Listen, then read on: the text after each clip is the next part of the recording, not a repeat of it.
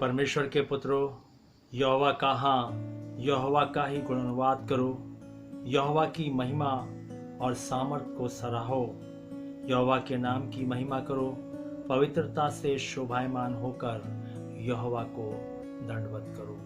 सो आइए हम परमेश्वर को दंडवत करें, उसकी आराधना और उसकी स्तुति करें, उसको सराहें आज के इस दिन में जो परमेश्वर ने हमारे जीवन में दिया है। आइए हम प्रार्थना में चलेंगे और प्रार्थना में अपने सरों को झुकाएंगे, अपने हाथों को जोड़ेंगे और परमेश्वर से विनती करेंगे। हमारे जीवित महान सर्वशक्तिमान दयालु पिता परमेश्वर, हम आज फिर से तेरे चरणों के पास हैं। हम धन्यवाद देते हैं कि पिता तूने अपने चरणों के पास आज फिर हमें आने का मौका दिया कि हम तेरी आराधना और तेरी स्तुति करें, तेरे जीवित नाम को, और जो सामर्थी नाम है, आला नाम है, श्रेष्ठ नाम है, उसको हम धन्य कह सकें। प्रभु जी, हम धन्यवाद देते हैं कि तूने प्रभु हमें गुजरे सप्ताह में संभाला और फिर आज फिर अपने चरणों में बैठाया, ताकि प्रभु हम तेरी आराधना, तेरी स्तुति करके तुझे महिमा दे सकें। आज हम अपनी आराधना को लेकर तेरे समीप आए पिता। हम चाहते हैं प्रभु हमारी आराधना तेरे सम्मुख ग्रहण योग्य हो, और आज जो कुछ भी हम तेरी आराधना में गाते बजाते हैं, जो भी प्रभु हम तेरी स्तुति प्रशंसा करते हैं, जो भी प्रभु तेरे समीप अपने विनती, धन्यवाद, भेंटों को लेकर आते हैं, सब बातों से प्रभु तुझे महिमा मिले, सब बातों में तेरा नाम ऊंचे पर उठाया जाए। तेरी आशीषें बहुतायता के साथ आज इस आराधना में हम देखने पाएं। प्रभु हर एक जो इस आराधना से जुड़ गया है, प्रभु जी हर एक को तू आशीष दे, बरकत दे, और प्रभु होने दे हर एक जन आत्मा और सच्चाई के साथ तेरी आराधना करने वाला बन सके। प्रभु एक एक जन को, एक एक परिवार को, कलीसिया के एक एक घराने को, जितने लोग इस आराधना में जुड़ रहे हैं, हर एक बहन भाई, हर एक घराने को तेरे हाथों में देते हुए और ये चाहते हुए प्रभु की इस आराधना को तू अपने हाथों में लेके चला। तेरे पवित्र आत्मा का नियंत्रण इस पूरी आराधना में रहे। हम प्रभु जी अपनी देह, अपनी आत्मा, अपने प्राण को तेरे हाथों में सौंपते हुए इस विनती को प्रभु यीशु के नाम से मांगते हैं, आमीन। ये समय रहेगा कि हम परमेश्वर की स्तुति करेंगे और ताली बजा करके उसके नाम को हम महिमा देंगे। हम सब मिल करके भजनों को गाएंगे और उसके नाम को ऊंचे पर उठाएंगे। हर एक ताली बजे, हर एक मुंह बुलंद आवाज के साथ उसकी स्तुति करें।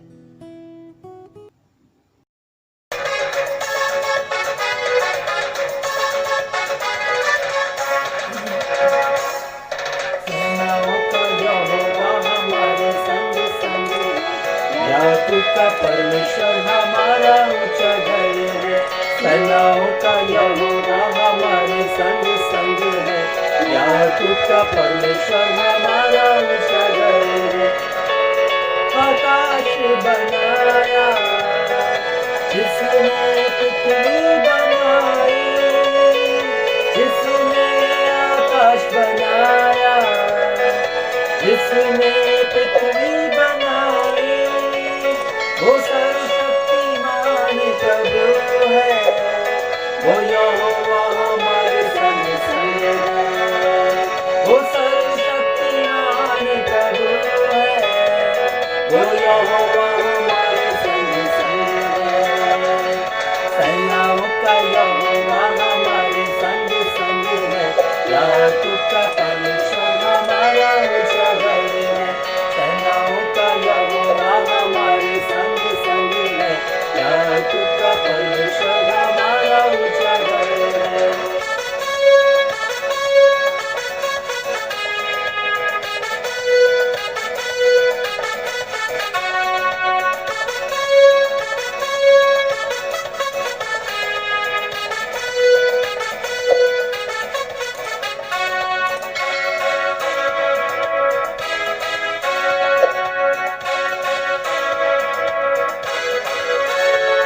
समुद्र को जिसने दो भागा, जंगल से मार को निकाला।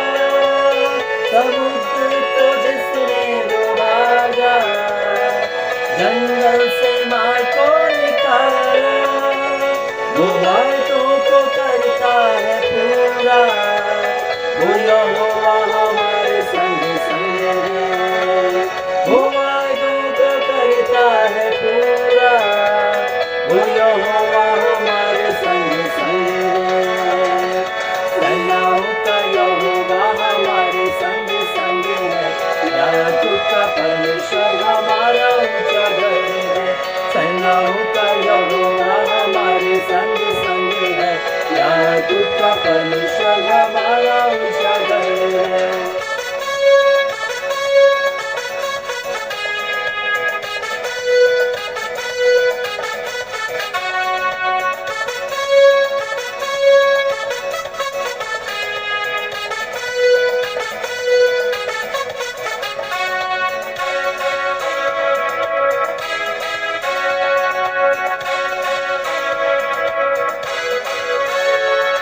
लाजर को जिसने जिलाया, जक्कई को जिसने बचाया।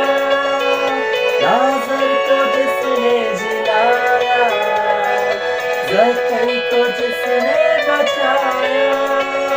है जिसके लिए सब कुछ संभव, वो यहोवा हमारे संग संग है। जिसके लिए सब कुछ संभव, वो यहोवा हमारे संग संग है।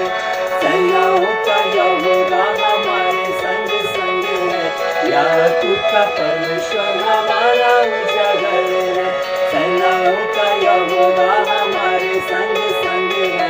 याकूब का परमेश्वर हमारा ऊंचा घर है।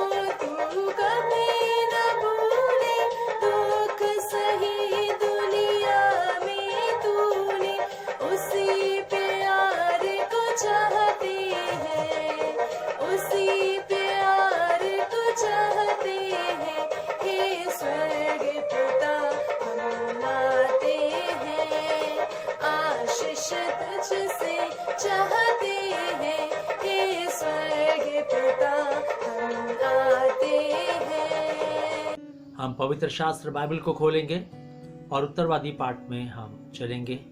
भजन संहिता 119 में से हम उत्तरवादी पाठ को पढ़ रहे हैं और हम अब भाई स्केल विलियम के द्वारा से इस उत्तरवादी पाठ में हम चलेंगे। सबको जय मसीह की। आइए एक बार फिर से हम परमेश्वर के वचन को खोल लेंगे, निकालेंगे भजन संहिता 119 और आज हम पढ़ेंगे 65 से लेके 80 पद तक, जैसा कि उत्तरवादी पाठ हम पढ़ रहे हैं। सो एक बार फिर से हम लोग पढ़ेंगे इसको। एक पद मैं पढ़ूंगा और दूसरा पद आप लोग सब मिल के और इसी तरह से 80 पद तक हम लोग पढ़ेंगे। यहाँ पर इस प्रकार से लिखा है, हे यहोवा, तूने अपने वचन के अनुसार अपने दास के संग भलाई की है। मुझे भली विवेक शक्ति और ज्ञान दे, क्योंकि मैंने तेरी आज्ञा पर विश्वास किया है। उससे पहले कि मैं दुखित हुआ, मैं भटकता था, परंतु अब मैं तेरे वचन को मानता हूँ। तू भला है, भला भी करता है, मुझे अपनी विधियाँ सिखा।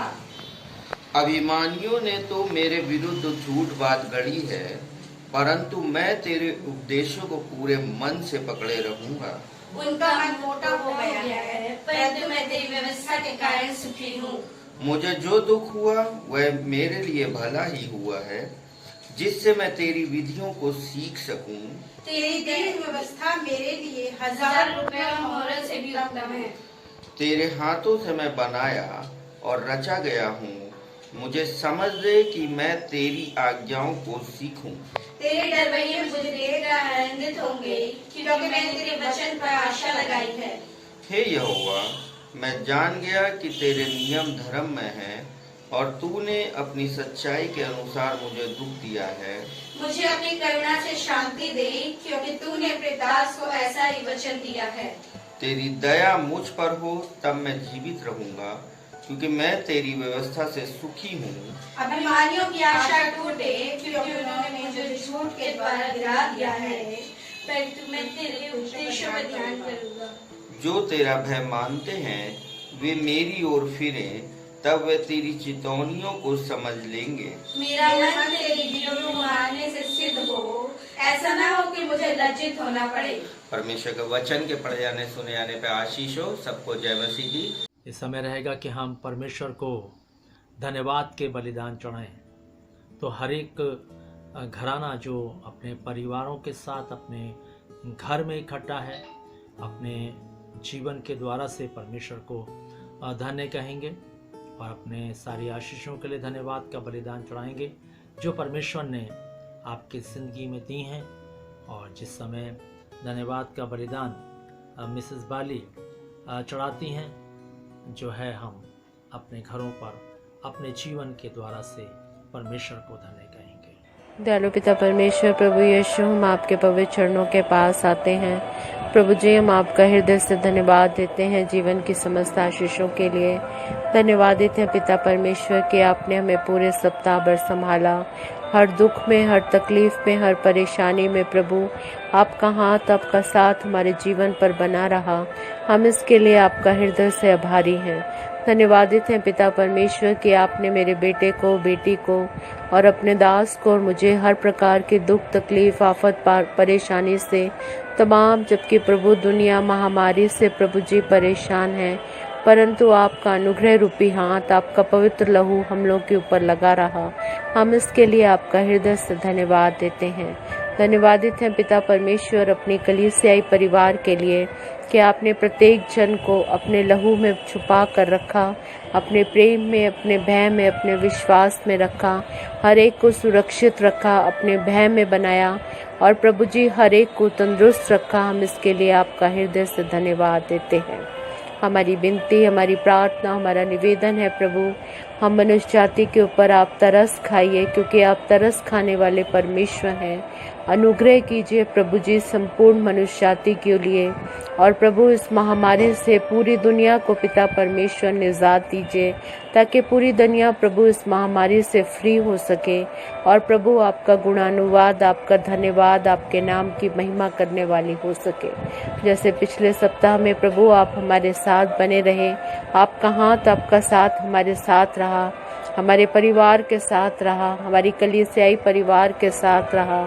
हम प्रभु जी चाहते हैं आने वाला सप्ताह हमारे जीवन के लिए और आशीषपूर्ण सप्ताह हो। हमसे बातचीत कीजिए प्रभु, अपना अनुग्रह रूपी हाथ हमारे ऊपर बना कर रखिए और प्रभु अपनी दया हमारे जीवन के ऊपर रखिए। इस विनती को सुनिए और ग्रहण कीजिए, मसीह यीशु के नाम में मांगते हैं, आमीन। अपने मनों को तैयार करेंगे इस गीत के द्वारा से, और जब ये गीत गाया जा रहा है हम अपना ध्यान प्रभु की ओर एकाग्रचित्त करेंगे और हम इस गीत के द्वारा से परमेश्वर के वचन को ग्रहण करने के लिए अपने मनों को खोलेंगे। और आज फिर हमारे बीच में ब्रदर अर्पण वाली हैं जो इस वर्शिप सॉन्ग को लेकर हमारे बीच में आएंगे।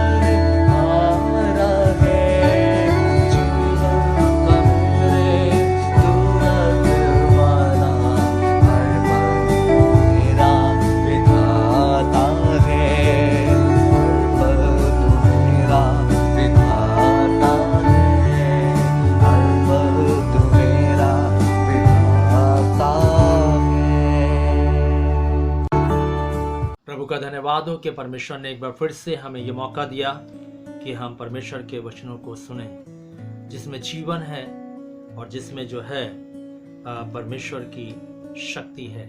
सो आइए हम इस वचन को जब सुनने जा रहे हैं, ये वचन जो है जीवन को बदलने वाला वचन है, और जब हम इसको ध्यान से सुनेंगे तो हमारा जीवन जो है सचमुच में परिवर्तित होगा, क्योंकि बाइबल कहती है आदि में वचन था, वचन परमेश्वर के साथ था, वचन ही परमेश्वर था और वचन में जीवन था, और इस वचन में जिंदगी है प्रिय भाइयों, जिसके द्वारा से हम जीवन का परिवर्तन ही नहीं बल्कि जीवन का उद्धार और जीवन में चंगाई, जीवन में आशीषें हम इस वचन के द्वारा से प्राप्त करते हैं। हम अपने जीवन में शांति भी इसी वचन के द्वारा से प्राप्त करते हैं। इसलिए आज के समय में हम अपने पवित्र शास्त्र बाइबलों को खोलेंगे, और आज मैं आपका ध्यान फिर से मसीह जीवन की ओर ले चलना चाहता हूँ। मसीह जीवन, जिसके बारे में हम पिछले कई रविवार से चर्चा कर रहे हैं। मसीह जीवन जो है एक बहुत ही महत्वपूर्ण जीवन है, और इसको जीने के लिए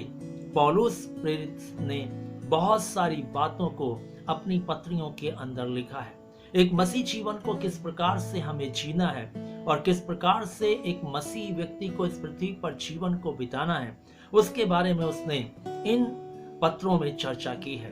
और आज मैं आपका ध्यान इफिसियों के पत्र की ओर ले चलना चाहता हूं, और उसके 4 अध्याय में, जहां पर मसीह जीवन के बारे में पौलुस प्रेरित ने इफिसुस की कलीसिया के साथ बातचीत की, और उसने अपने पत्र को लिखते हुए इफिसुस की कलीसिया को बताया कि मसीह जीवन क्या है, किस प्रकार से इस मसीह जीवन को हमें इस पृथ्वी पर जीना है, किस बातों को अपने अंदर रख करके इस जीवन को जीना है।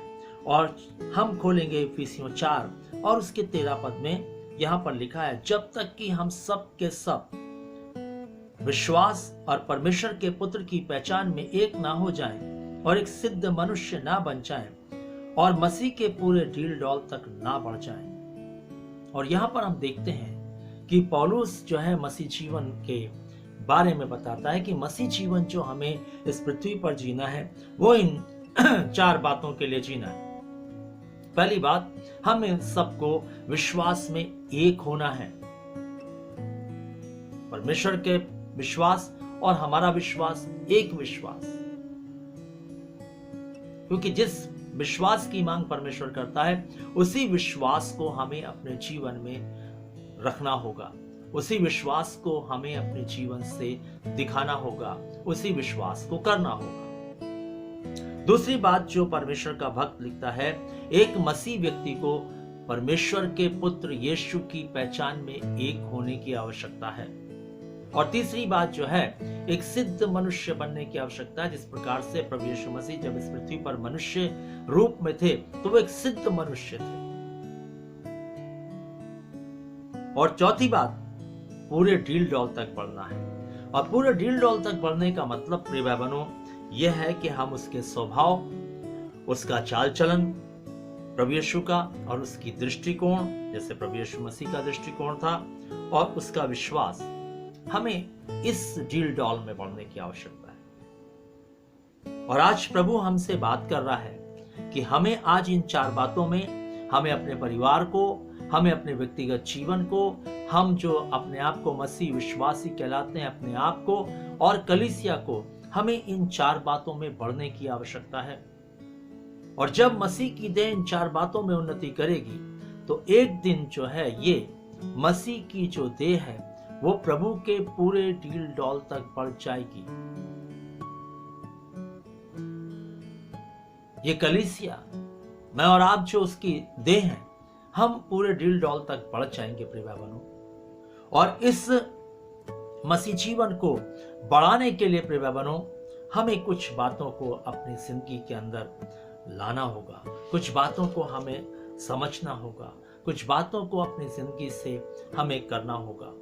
और पौलुस प्रेरित ने रोमियो के पत्र उसके 6 अध्याय में इन 4 बातों में बढ़ने के लिए उसने इस अध्याय में जो 23 पद हैं उसमें समझाने का प्रयास किया है। और आइए आज हम इस बात को देखेंगे कि कैसे हम मसीह में बढ़ सकते हैं। और इस अध्याय के अंदर उसने 3 बातों को जो है बताया है, जिसमें हमें जो है अपने जीवन में उन बातों को लेकर के इन 4 बातों में बढ़ने की आवश्यकता है। जब तक हम वो 3 बातें नहीं करेंगे तब तक हम इन 4 बातों में नहीं बढ़ेंगे, जिसमें पौलुस प्रेरित हमें बढ़ने के लिए सिखाता है। और आज परमेश्वर का आत्मा हमसे बात कर रहा है, हमें आज फिर से सिखा रहा है कि मसीह जीवन को इतना साधारण मत समझो। अगर हमें मसीह जीवन मिला है, हमने मसीह जीवन पाया है, तो ये साधारण जीवन नहीं, ये सचमुच में एक अलग, एक अनोखा जीवन है। ये दुनिया से अलग किया हुआ जीवन है, ये संसार से अलग किया हुआ जीवन है। ये वो जीवन है जो सचमुच में परमेश्वर के अधीनता में जीने वाला जीवन है, अधीनता में रहने वाला जीवन है। इसलिए हमें जो है इस जीवन को, अगर हम अपने आप को मसीह कहते हैं, तो हमें जीना होगा प्रिय भाई बहनों, क्योंकि प्रभु यही चाहता है, प्रभु की यही मर्जी है। हम इस मसीह जीवन को संसार के आम लोगों की तरह नहीं जी सकते। हम इस मसीह जीवन को संसार के आम लोगों की तरह नहीं बिता सकते। हम संसार के आम लोगों की तरह चल नहीं सकते। हम संसार के आम लोगों की तरह जो है अपने जीवन को अभिलाषाओं में लिप्त नहीं कर सकते, क्योंकि ये जीवन जो हमें मिला है, ये प्रभु यीशु मसीह के बलिदान के द्वारा से मिला है। प्रिय भाई बहनों, प्रभु यीशु मसीह ने अपने लहू के द्वारा से खरीद करके ये जीवन हमें प्रदान किया है। इसलिए इस जीवन को हम यूं ही नहीं जी सकते।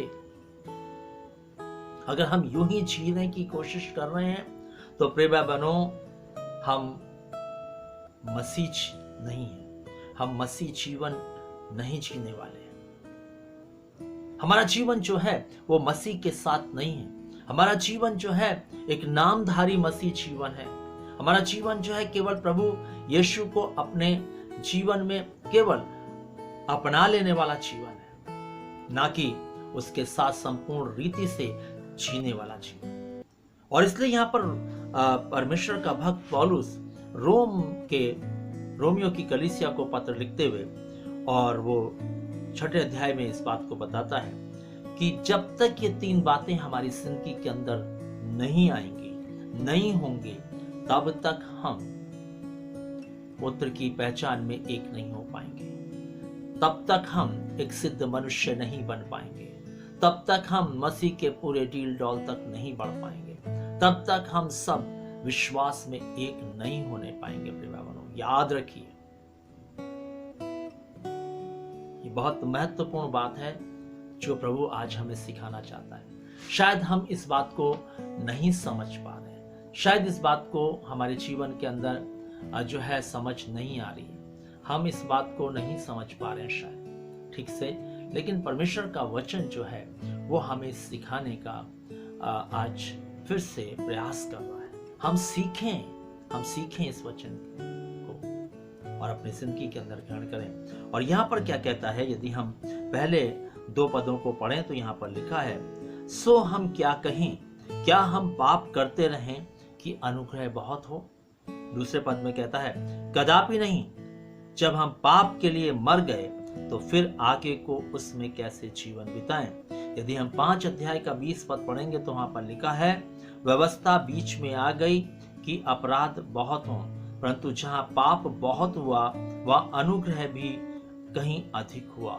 और जब प्रभु का अनुग्रह जीवन में आया मनुष्य के, तो पाप जो है वो क्या हुआ, समाप्त हो गया। और इसलिए यहाँ पर जब लिखा है कि जहाँ अनुग्रह ज्यादा हुआ वहाँ पाप ज्यादा हुआ, तो लोगों ने अनुग्रह को अपने जीवन में इस प्रकार से ग्रहण किया कि अगर हम पाप करेंगे तो परमेश्वर का अनुग्रह हमें बचा लेगा। इस तरीके से हमने इस अनुग्रह को अपने जीवन के अंदर समझा, लेकिन ऐसा नहीं है प्रिय भाइयों। पौलुस इस बात को लिखते हुए कहता, कदापि नहीं, क्या हम पाप करते रहें क्या अनुग्रह बहुत हो, कदापि नहीं।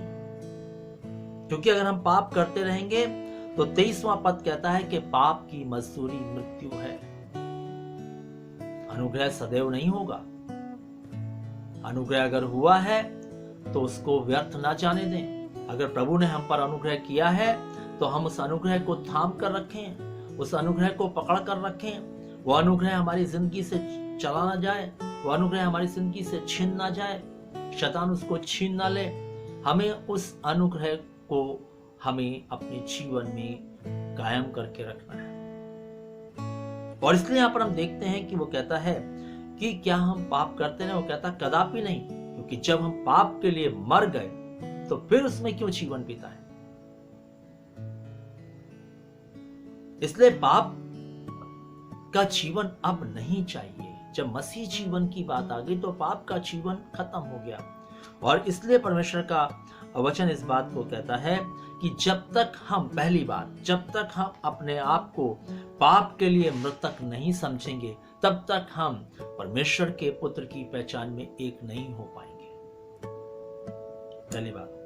दूसरी बात जो है, जब तक हम अपने आप को मसीह में जीवित नहीं समझेंगे तब तक हम उसके पूरे डील डॉल तक नहीं बढ़ पाएंगे। और तीसरी बात, जब तक हम अपने आप को धार्मिकता का दास नहीं समझेंगे तब तक हम एक सिद्ध मनुष्य नहीं बन पाएंगे। और इसलिए परमेश्वर का वचन आज इस अध्याय से इन 3 बातों को सिखाना चाहता है। पहली बात, हमें अपने आप को पाप के लिए मृतक समझना है।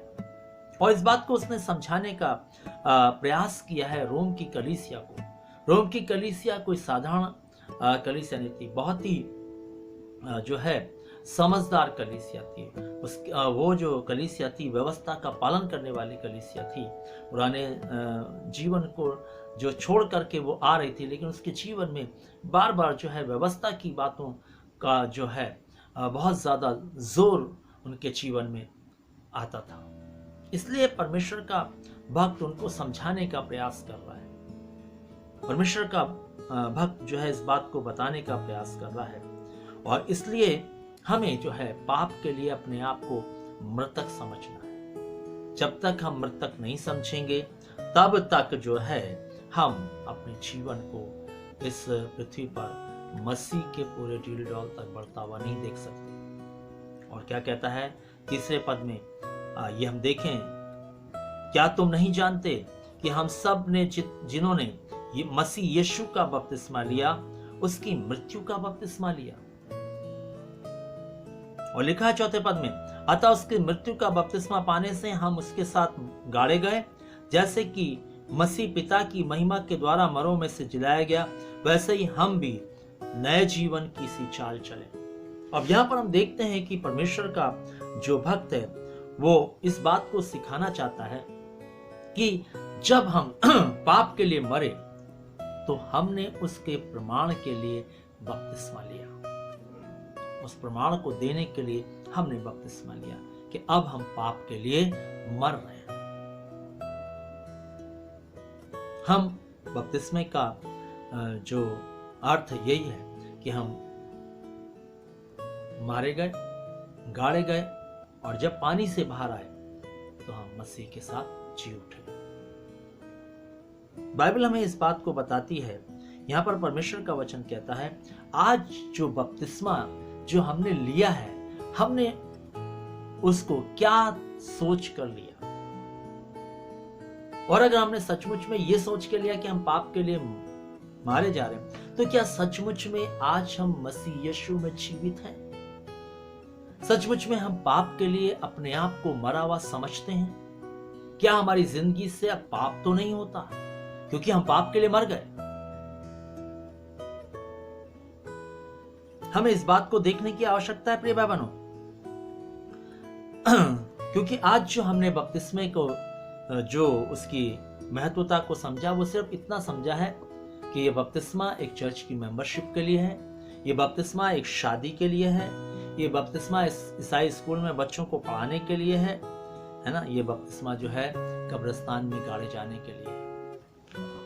इससे ज्यादा हमने इस बपतिस्मे की महत्वता को नहीं समझा, लेकिन परमेश्वर ने इसकी महत्वता को समझा।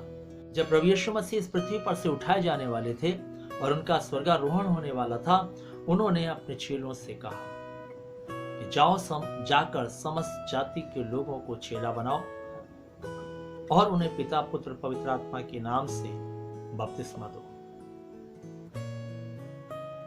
और ये प्रभु की ओर से आदेश था बपतिस्मा देना, क्योंकि प्रभु इस बपतिस्मे की महत्वता को समझ रहा था।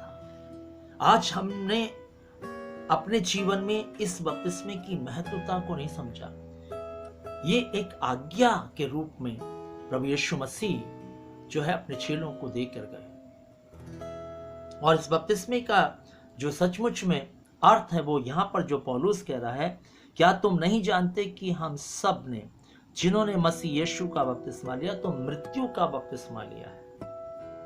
मृत्यु का बपतिस्मा लेने का मतलब यह है कि हमने जो है इस बात के लिए बपतिस्मा लिया कि हम पाप के लिए मर गए।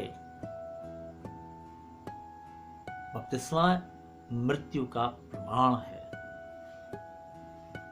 मुझे नहीं मालूम कि आपने बपतिस्मा क्या सोच के लिया है और आपका बपतिस्मा लेने का वास्तविकता में क्या दृष्टिकोण था, लेकिन यहां पर बपतिस्मे के लिए जो बात परमेश्वर का भक्त कर रहा है वो ये कह रहा है कि हम सब ने मृत्यु का बपतिस्मा लिया है।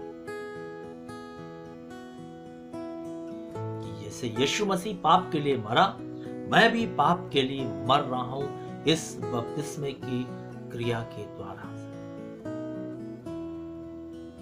इसलिए प्रिय भाई बहनों, परमेश्वर का वचन हमें इस बात को बताता है कि जो बपतिस्मे का प्रमाण पत्र जिसको हम अपने जीवन में संभाल करके रखते हैं, अपने घरों में संभाल करके रखते हैं, वो जो है हमारी मृत्यु का प्रमाण है।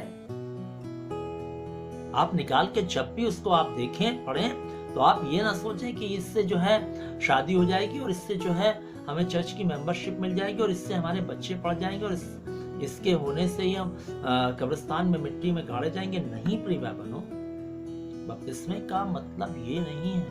बपतिस्मे का मतलब है कि ये जो हमें प्रमाण मिला, पत्र मिला है, ये हमारी मृत्यु का प्रमाण पत्र है। ये इस बात का साक्षी है कि मैं पाप के लिए मारा गया हूं, मरा हूं। मैंने अपने आप को पाप के लिए मार दिया। अब मैं पाप के लिए जीना नहीं चाहता, पाप के लिए जीवन को बिताना नहीं चाहता। और जब हम बपतिस्मा लेकर के पानी से बाहर आते हैं, तब जो है हम जिंदा हो जाते हैं मसीह यीशु में, इस बात के लिए नए जीवन किसी चाल चलने के लिए। और इसलिए जब नए जीवन किसी चाल चलने की बात आती है जिसमें जो है पाप का कोई स्वभाव नहीं होता, यह नए जीवन किसी चाल, पाप का कोई स्वभाव उसमें नहीं। और जब हम उस जीवन को त्याग देते हैं, तब क्या कहता है 5वां पद, क्योंकि यदि हम उसकी मृत्यु की समानता में उसके साथ जुट गए हैं तो निश्चय उसके जी उठने की समानता में भी जुट जाएंगे। अगर वास्तव में हम मर गए हैं बपतिस्मा लेते समय पाप के लिए सच्चाई के साथ, तो हम सचमुच में यीशु मसीह के साथ जी भी उठे हैं। याद रखिए प्रिय बाबा, मसीह में हम जी उठे हैं, हम जिंदा हैं। अब जिंदा जो है हम, जो हमारे पास जो मसीह जीवन है, वो अब शारीरिक मसीह जीवन नहीं है। ये बात जो है परमेश्वर का भक्त सिखाना चाहता था, आज प्रभु हमें सिखाना चाहता है। आज जो मसीह जीवन हमारे पास है, आज जो मसीह जिंदगी हमारे पास है, ये जो है शारीरिक जिंदगी नहीं है, ये मसीह जिंदगी है प्रिय भाई बहनों, मसीह जिंदगी है। और इसलिए इस जिंदगी को हमें परमेश्वर के साथ जीने की आवश्यकता है, परमेश्वर के तरीके से जीने की आवश्यकता है। आगे क्या कहता है हम देखेंगे 6 पद में, हम जानते हैं कि हमारा पुराना मनुष्यत्व उसके साथ क्रूस पर चढ़ाया गया ताकि पाप का शरीर व्यर्थ हो जाए और आगे को पाप के दासत्व में ना रहें। और यहाँ पर हम देखते हैं कि जब हम पानी में जाते हैं बपतिस्मा लेने के लिए, तो हम अपने आप को, शरीर को क्रूस पर चढ़ाते हैं पाप के साथ। जैसे हमारा प्रभु यीशु मसीह क्रूस पर चढ़ा पापों को लेकर के, ऐसे हम भी अपने सारे पापों को लेकर के पानी में उतरते हैं, क्रूस पर चढ़ते हैं। ऐसा समझिए, और पुराने मनुष्यत्व को हम क्रूस पर चढ़ाते हैं, ऐसा समझिए। इसलिए ताकि ये पाप का शरीर क्या हो जाए, व्यर्थ हो जाए इस बपतिस्मा लेने के द्वारा से। इसलिए तो वो कहता है, अतः उस मृत्यु का बपतिस्मा पाने से हम उसके साथ गाड़े गए। जैसे यीशु क्रूस पर चढ़ा और गाड़ा गया, ऐसे हम भी जो है अपने पुराने मनुष्यत्व को हमने क्रूस पर चढ़ा दिया, और अब हमारा पाप का शरीर क्या हो गया, व्यर्थ हो गया, गाड़ा गया। मैं बपतिस्मे की बात कर रहा हूं। मुझे नहीं मालूम आप बपतिस्मे को अपने जीवन में किस तरीके से ले रहे हैं और आपने किस तरीके से लिया है। आपने बपतिस्मा क्यों लिया है, काहे के लिए लिया है। लेकिन परमेश्वर का भक्त तो इस बपतिस्मे के बारे में कुछ इस तरीके की बात कर रहा है कि हमने जो बपतिस्मा लिया है वो उसकी मृत्यु का बपतिस्मा लिया है। दूसरे शब्दों में, हमने मृत्यु का बपतिस्मा लिया है। मतलब जिस दिन हमने बपतिस्मा लिया उस दिन हमारा शारीरिक जीवन का अंतिम संस्कार हो गया। अब जो मसीह जीवन हम जी रहे हैं, जो अपने आप को मसीह कहकर जी रहे हैं, अब हमारे पास आत्मिक जीवन है। प्रिय भाइयों, पाप का सवाल ही नहीं। और अगर हम जीवन को पाप में जी रहे हैं, पाप के लिए जी रहे हैं, पाप करते हुए जी रहे हैं, तो याद रखिए प्रिय भाइयों, हम मरे ही नहीं हैं। हमने बपतिस्मा सिर्फ चंद बातों के लिए लिया है, जैसा मैंने आपको बताया। हमारी दृष्टि में बपतिस्मे की महत्वता सिर्फ उन्हीं बातों के लिए, उन्हीं कामों के लिए। क्या कहता है परमेश्वर का भक्त? अगर हम 8वें पद में जाएं, 7वें पद में जाएं, तो लिखा है, क्योंकि जो मर गया वह पाप से छूटकर धर्मी ठहरा। कहता जो मर गया वो पाप से छूटकर धर्मी ठहरा। धर्मी हम तभी बनेंगे जब हम मर जाएंगे। जब तक जिंदा हैं हम धर्मी हो नहीं सकते। जब तक हमारा शरीर का जीवन जिंदा है हम धर्मी हो नहीं सकते। जब तक पुराना मनुष्यत्व जिंदा है हम धर्मी नहीं हो सकते। इसलिए प्रिय भाइयों, हमें अगर धर्मी बनना है, अगर हमें परमेश्वर की दृष्टि में धर्मी ठहरना है, तो हमें मरना होगा पाप के लिए। अपने आप को पाप के लिए मृतक समझना होगा। और ये बपतिस्मा यही प्रक्रिया थी। इसलिए प्रभु यीशु मसीह ने अपने चेलों से कहा, जाओ समस्त जातियों के लोगों को चेला बनाओ और उन्हें बपतिस्मा दो और मेरी आज्ञा माननी सिखाओ। इसलिए प्रिय भाइयों, आज हमारे जीवन की दशा क्या है जो हम लोगों को सिखाएंगे? पहले हमें अपने जीवन की स्थिति का मूल्यांकन करना है, अपने बपतिस्मे का मूल्यांकन करना है, अपनी मृत्यु का, हम मरे हैं कि नहीं मरे, मूल्यांकन करना है। 8वां पद, इसलिए यदि हम मसीह के साथ मर गए तो हमारा विश्वास यह है कि हम उसके साथ जिएंगे भी। अगर हम मर गए सचमुच में तो हम जिंदा भी होंगे। अगर हम मरे नहीं तो हम जिंदा ही नहीं हो, हम मरे ही हैं। जो मर गया वो ही जिंदा होगा, जो नहीं मरेगा वो जिंदा नहीं होगा, वो मृतक ही रहेगा।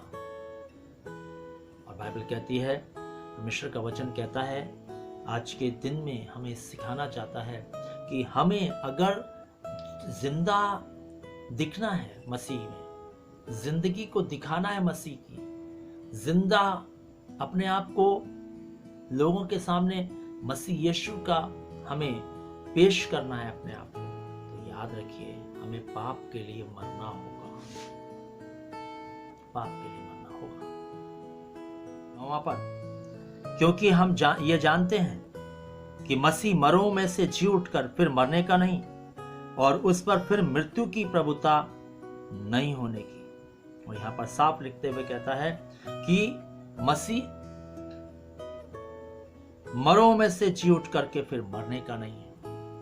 अगर हम मर गए हैं और जी भी उठे हैं मसीह के साथ, तो अब दोबारा हम मरेंगे नहीं, और अगर हम मर गए हैं तो, और अगर मरे नहीं तो फिर जिंदा भी नहीं होंगे। याद रखिए प्रिय भाई बहनों, ऐसा यहाँ पर परमेश्वर का वचन कहता है। हम जानते हैं कि मसीह यीशु मरों में से जी उठ करके फिर मरने का नहीं, उस पर फिर मृत्यु की प्रभुता नहीं होने की। जब उस पर नहीं होगी तब मुझ पर भी नहीं होगी, हम और आप पर भी नहीं होगी। अगर हम सचमुच में पाप के लिए मर गए हैं तो हमारे जीवन पर फिर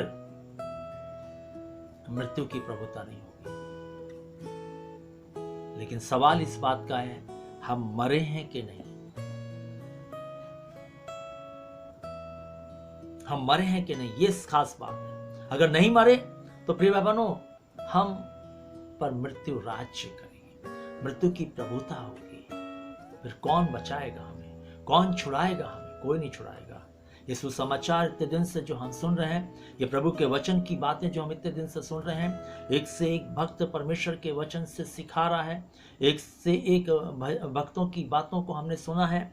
चर्च में दिन रात हम परमेश्वर के वचन की सच्चाई को सुनते हैं, वचन की सच्चाई का प्रचार निरंतर किया जाता है।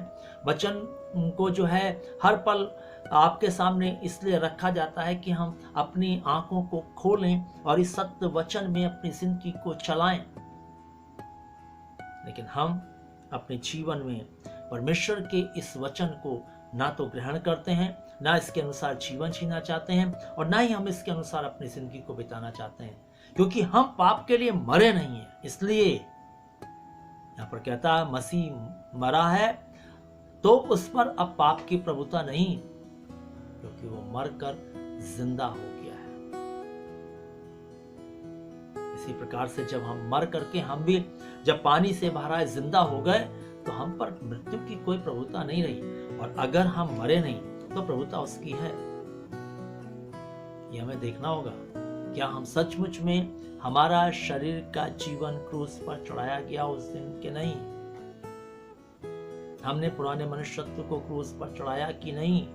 ये हमें देखना होगा, चेक करना होगा। आज जो मैं मसीह जीवन जी रहा हूं, आज मेरे इस मसीह जीवन के अंदर पाप तो नहीं दिखता, पाप के कार्य तो नहीं दिखते, पाप की चाल तो नहीं दिखती। ये हमें देखना होगा प्रिय भाई बहनों। 10वें पद में लिखा है, क्योंकि वह जो मर गया तो वह पाप के लिए एक ही बार मर गया, परंतु जो जीवित है तो परमेश्वर के लिए जीवित है। और कहता है एक ही बार पाप के लिए मरना होता, बार बार नहीं। आज हम देखते हैं कितनी बार जो है लोग जो है बपतिस्मे को कितनी बार लेते हैं, बार बार बपतिस्मा लेते हैं, बार बार बपतिस्मा लेते हैं। वो ठीक नहीं हुआ, ये ठीक है, ये ठीक नहीं हुआ, वो ठीक है। बाइबल क्या कहती है? एक ही बार मरना है। बार बार मरने की बात बाइबल नहीं करती। एक ही बार मरना है पाप के लिए। मसीह एक ही बार मरा पाप के लिए, बार बार नहीं मरेगा पाप के लिए। और अब जो मसीह यीशु जीवित है वो परमेश्वर के लिए जीवित है। हम भी जो अब मसीह यीशु में पाप के लिए मर करके जो जिंदा हैं, वो परमेश्वर के लिए जिंदा है। क्या सचमुच में, आइए, अगर सचमुच में आप पाप के लिए मरे हैं तो क्या परमेश्वर के लिए जिंदा हैं, या आप अपने लिए जिंदा हैं, अपने परिवार के लिए जिंदा हैं, आप अपनी ख्वाहिशों के लिए जिंदा हैं, आप अपनी अभिलाषाओं के लिए जिंदा हैं, अपनी लालसाओं के लिए जिंदा है? किस बात के लिए जिंदा है? संसार की वस्तुओं के लिए जिंदा है? किस बात के लिए जिंदा है? देखिए अपनी जिंदगी को टटोल के प्रिय बहनों, आज के दिन में जब परमेश्वर के वचनों को सुन रहे हैं, क्या आप सचमुच में मसीह के लिए जिंदा हैं कि नहीं? क्योंकि बाइबल कहती है जो मर गया वो फिर परमेश्वर के लिए जीवित है।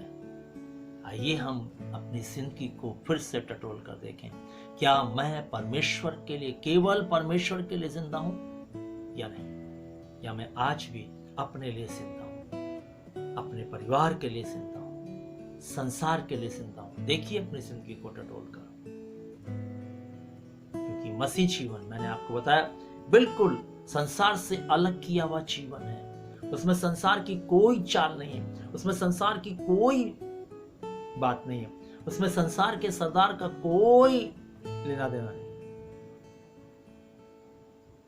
इसलिए हमें इस बात को पौलुस आज समझाना चाहता है कि अगर हम मसीह के पूरे डील डॉल तक बढ़ना चाहते हैं तो हमें अपने आप को पाप के लिए मरावा समझना होगा और मसीह के लिए, परमेश्वर के लिए अपने आप को जीवित समझना होगा कि अगर मैं जिंदा हूं तो केवल परमेश्वर के लिए जिंदा हूं, बस और किसी बात के लिए जिंदा नहीं। पौलुस ने भी इस बात को कहा गलतियां 2:20 में, मैं मसीह के साथ क्रूस पर चढ़ाया गया हूं, अब जो मैं जीवित हूं वो उस विश्वास से जीवित हूं जो मैंने मसीह यीशु पर किया है। आइए देखिए क्या कहता है गलतियों का पत्र 2 अध्याय। खोलेंगे बाइबल को और पढ़ेंगे उस पद को ताकि हम अच्छे से समझें। मैं मसीह के साथ क्रूस पर चढ़ाया गया हूं, अब मैं जीवित ना रहा पर मसीह मुझ में जीवित है, और मैं शरीर में अब जो जीवित हूं केवल उस विश्वास से जीवित हूं जो परमेश्वर के पुत्र पर है, जिसने मुझसे प्रेम किया और मेरे लिए अपने आप को दे दिया। कहता अब मैं जीवित ना रहा परंतु मसीह मुझ में जीवित है। अब मैं जो जिंदा हूं तो मसीह जो मुझ में जिंदा है, इसलिए जिंदा हूं। इसलिए प्रिय भाइयों, हमें अपने जीवन में को एक बार फिर से अवलोकन करने की आवश्यकता है। क्या कहता है 11वां पद, ऐसे ही तुम भी अपने आप को पाप के लिए तो मरा परंतु परमेश्वर के लिए मसीह यीशु में जीवित समझो। और इसी बात को वो रिपीट करता है, अपने आप को जीवित किस बात के लिए समझो? केवल परमेश्वर के लिए। 12वां पद क्या कहता है, इसलिए पाप तुम्हारे मरणहार शरीर पर राज्य ना करे कि तुम उसकी लालसाओं के अधीन रहो। जबरदस्त बात पौलुस कहता है, जबरदस्त बात। पाप तुम्हारे नश्वर शरीर पर राज्य ना करे। जो शरीर नष्ट हो गया, जो शारीरिक जीवन हमने क्रूस पर चढ़ा दिया, अब जो शारीरिक जीवन हमारे पास है वो आत्मिक शारीरिक जीवन है। और इसलिए जब ये आत्मिक शारीरिक जीवन है तो इस पर जो है, जो नश्वर है, जो नष्ट हो गया है, उस पर पाप फिर से राज्य ना करे। इस बात को प्रिय भाइयों, परमेश्वर का वचन हमें सिखाना चाहता है। जब हम बपतिस्मा लिया, हम मर गए, हम मर गए। हमारा नश्वर शरीर जो है क्या हुआ? नाश हो गया, शारीरिक जीवन नष्ट हो गया। हमने अपने कामों समेत उसको क्रूस पर चढ़ा दिया, आपका शरीर व्यर्थ हो गया। अब उस नश्वर शरीर पर फिर से पाप राज्य ना करे। और आज क्या, बपतिस्मा लेने के बाद भी हमारी जिंदगी में लालच, घूसखोरी, चोरी, बुराई, लुचपन, विश्वासघात, गाली देना, कितनी सारी चीजें आज भी हमारी जिंदगी में विद्यमान है। तो मरे कब है? जब शरीर के काम हमारी जिंदगी से प्रकट हो रहे हैं तो हम मरे नहीं हैं। याद रखिए प्रिय भाइयों, क्योंकि जो मर गया वो पाप के लिए एक ही बार मर गया, ऐसा बाइबल कहती है। हम मरे नहीं हैं, हम आज भी जिंदा हैं। अगर हम गाली देते हैं पाप के लिए, हम मरे नहीं हैं। अगर हम आज भी जो है लालच करते हैं तो हम मरे नहीं हैं। आज भी जब हम विश्वासघात करते हैं हम मरे नहीं हैं। आज भी हम लुचपन करते हैं तो हम मरे नहीं हैं। और इसी बात को यहां पर कह रहा है कि पाप तुम्हारे मरणहार से जो पहले मर गया उस पर फिर राज्य ना करने लग जाए। और आज हम देखते हैं कि मरने के बाद, बपतिस्मा ले लेने के बाद भी आज भी पाप जो है जीवन में राज्य कर रहा है। पाप मरणहार शरीर पर राज्य कर रहा है। जिसको हमने एक दिन मार दिया था वो शरीर फिर से क्रियावंत है, इसका मतलब मरा नहीं। आगे क्या कहता है? और ना अपने अंगों को अधर्म के हथियार होने के लिए पाप को सौंपो, पर अपने आप को मरों में से जी उठा हुआ जानकर परमेश्वर को सौंपो, और अपने अंगों को धर्म के हथियार होने के लिए परमेश्वर को सौंपो। तब तुम पर पाप की प्रभुता न होगी, क्योंकि तुम व्यवस्था के अधीन नहीं परंतु अनुग्रह के अधीन हो। और यहाँ पर साफ कहता है कि अपने अंगों को अधर्म का हथियार होने के लिए मत सौंपो, बल्कि अपने अंगों को किसको सौंप दो? परमेश्वर को सौंप दो। तभी पाप की प्रभुता तुम पर नहीं होगी, क्योंकि जब तक हम इन अंगों को परमेश्वर को हथियार होने के लिए नहीं दे देंगे तब तक पाप की प्रभुता पर होगी। एक एक अंग को हम परमेश्वर को सौंपते हैं एक हथियार के रूप में। ये विषय थोड़ा अलग है, फिर कभी हम इस विषय पर बातचीत करेंगे, चर्चा करेंगे। लेकिन आज प्रभु हमें इस बात को सिखाना चाहता है कि हमें अपने आप को अगर मसीह के पूरे डील डॉल तक बढ़ाना है, उसके पुत्र की पहचान में एक बनना है, तो मुझे और आपको जो है पाप के लिए अपने आप को मृतक समझना होगा। मसीह के लिए, परमेश्वर के लिए हमें अपने आप को जीवित समझना होगा। और तीसरी बात, हमें अपने आप को धार्मिकता का दास समझ करके जिंदगी को जीना होगा। क्या कहता है 18वां पद? नहीं, देखेंगे रोमियो 6 और उसके 18 पद में लिखा हुआ है इस प्रकार से, और पाप से छुड़ाए जाकर धर्म के दास हो गए। है ना, जब प्रभु ने हमें पाप से छुड़ा लिया, क्योंकि जब हमने अपने आप को प्रभु को सौंप दिया और प्रभु को हमने दे दिया अपने जीवन को, जब हम जिंदा हो गए प्रभु के लिए, तो क्या हुआ? हमने अपने आप को प्रभु को सौंपा कि प्रभु अब हम तेरे दास होकर के अपनी जिंदगी को जिएंगे। जब हमने अपने आप को परमेश्वर को धर्म का दास करके सौंप दिया, तो हम उसके धर्म के दास हो गए, धार्मिकता के दास बन गए। आगे कहता 19वें पद में, मैं तुम्हारी शारीरिक दुर्बलता के कारण मनुष्यों की रीति पर कहता हूं, जैसा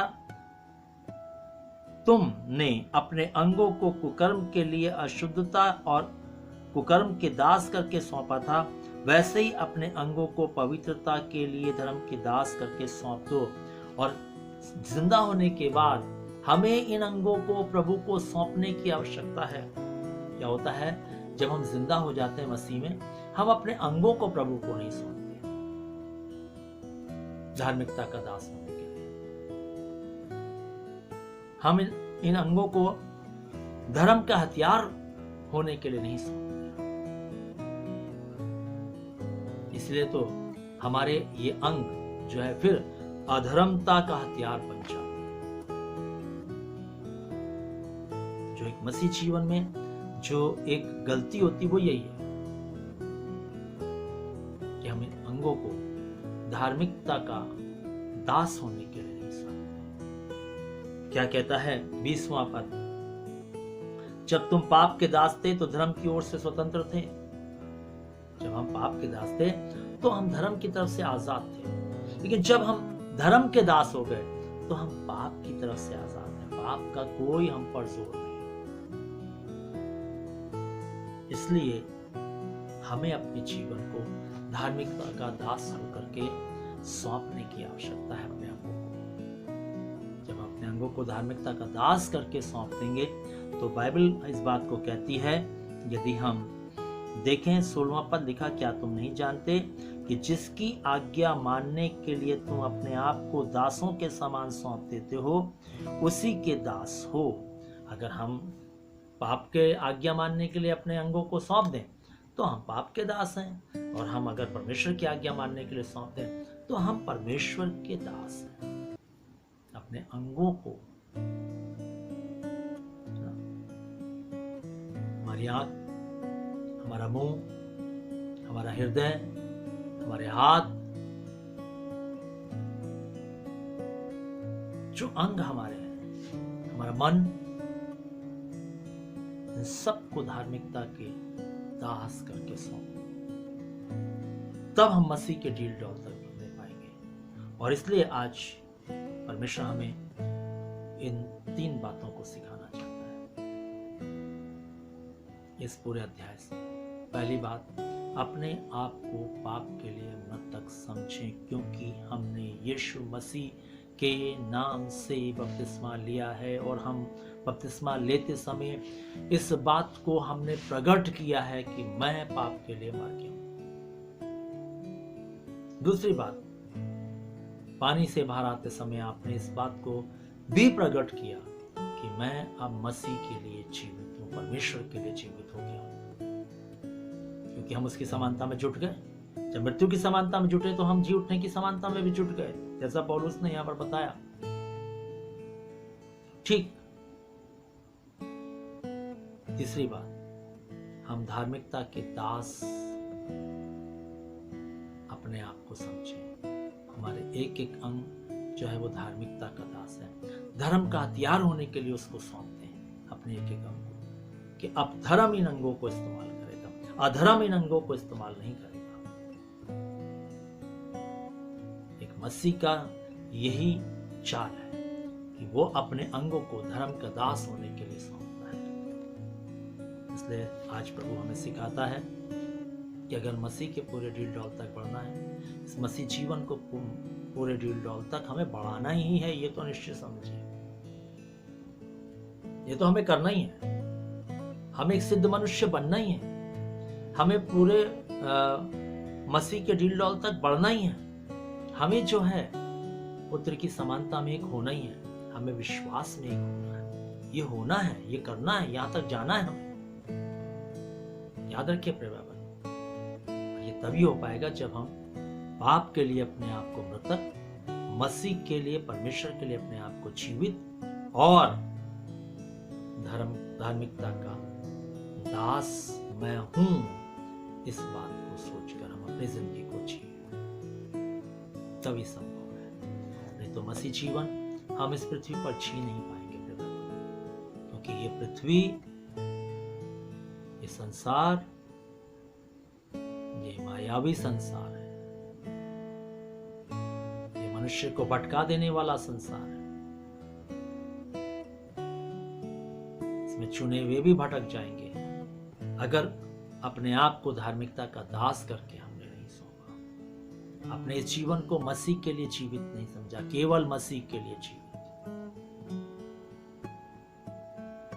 तो एक दिन जिंदगी भटक जाएगी।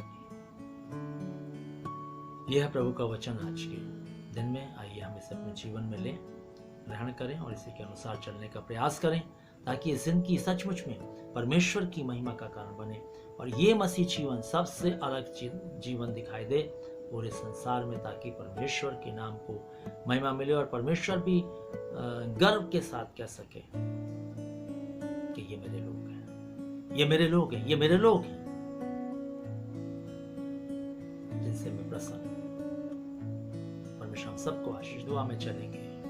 हमारे जीवित प्रभु, हम एक बार फिर से तेरे चरणों के पास आते हैं, धन्यवाद देते हैं कि आज भी तूने अपनी आराधना में हमें बैठने का अवसर दिया, अपने वचन को सुनने के लिए प्रभु जी तूने हमें अपनी आत्मा के द्वारा से सहायता प्रदान की, ताकि हम तेरे इस जीवित वचन को सुने। हम सचमुच में आज हम धन्यवाद देते हैं तेरे इस पवित्र वचन के लिए जो हमने सुना है और प्रभु अपने जीवन में ग्रहण भी किया है। प्रभु इस सच्चाई में हमें अपनी जिंदगी को लाकर रखने के लिए मदद कर। अगर सचमुच में हमने जो है अपने जीवन में जो वचन सुना है उसके अनुसार नहीं किया है, तो प्रभु हमें उसी के अनुसार करने के लिए आशीष दे, जिससे तेरी महिमा हो। एक बार फिर से प्रभु हम पूरी कलीसिया को, जितने लोग इसमें जुड़े उन सबको, आज की पूरी आराधना को, उसके लिए तुझे धन्य कहते हुए कि तूने प्रभु हमारी सहायता की, और ये चाहते हुए कि ये वचन जितने लोग सुनते हैं उनकी जिंदगियों में कार्य करने वाला और जिंदगियों को बदलने वाला हो सके। तेरे सामर्थ्य हाथों में देते हैं प्रभु जी। पूरे सप्ताह तू हम सबको संभालना, कलीसिया को संभालना, और जब तक प्रभु तू नहीं आता तेरा अनुग्रह हम सब पर बना रहे, और हम प्रभु अपने आप को तेरे लिए जीवित समझ करके इस जिंदगी को इस पृथ्वी पर जीने वाले, निरंतर बने रहने वाले हो सके। प्रभु अब अपने आशीष से हमें विदा कर। अब हम हमारे परमेश्वर पिता का प्रेम, प्रभु यीशु मसीह का अनुग्रह और पवित्र आत्मा की सहभागिता हम सब विश्वास करने वालों के साथ, यहाँ के समस्त विश्वासियों के साथ, इस झुंड के साथ, कलीसिया के साथ और जितने लोग जो है इस आराधना में जुड़े उन सब के साथ, जब तक प्रभु यीशु मसीह दोबारा नहीं आते, ये आशीषें युगानुयुग एक सी बनी रहें। आमीन। सबको जय मसीह की।